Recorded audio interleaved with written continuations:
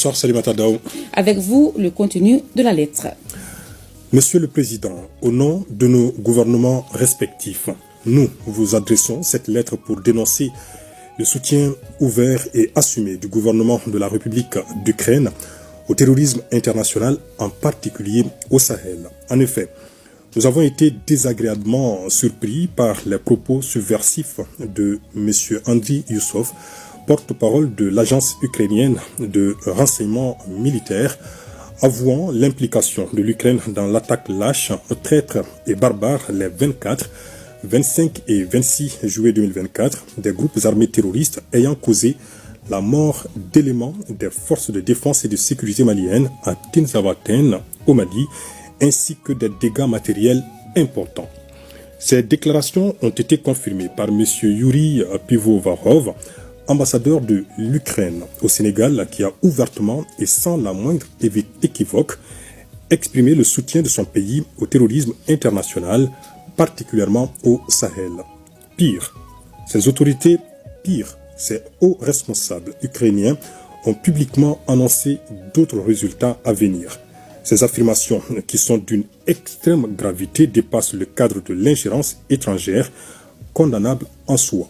Il s'agit d'un soutien officiel et sans équivoque du gouvernement ukrainien au terrorisme en Afrique, particulièrement au Sahel. Ces actes constituent également une violation de la souveraineté et de l'intégrité territoriale de nos États, une agression caractérisée de nos pays et un soutien au terrorisme international en violation flagrante de la Charte des Nations Unies et des conventions internationales y relatives.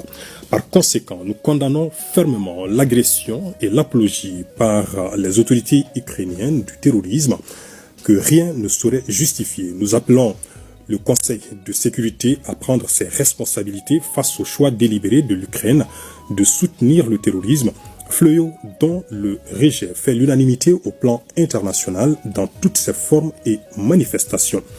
Soulignant que les actes officiellement revendiqués par l'Ukraine, État agresseur, constituent une menace directe à la paix et à la sécurité internationale, notamment celle de la région du Sahel et de l'Afrique, nous appelons le Conseil de sécurité responsable principal du maintien de la paix et de la sécurité internationale à prendre les mesures appropriées contre ces actions subversives qui renforcent les groupes terroristes en Afrique et constituent la manifestation de l'implication de sponsors étatiques étrangers dans l'expansion du terrorisme dans la région, chose que nos États ont régulièrement dénoncée. Ces actes d'agression, loin d'atteindre leur objectif, renforcent au contraire l'engagement et la détermination du Burkina Faso, de la République du Mali et de la République du Niger dans le cadre de la Confédération des États du Sahel, AES, à poursuivre avec plus de vigueur leur marche résolue vers le raffermissement de leur souveraineté et la prise en main de leur destin conformément aux aspirations profondes des populations de l'AES. Veuillez agréer, Monsieur le Président, l'assurance de notre considération bien distinguée.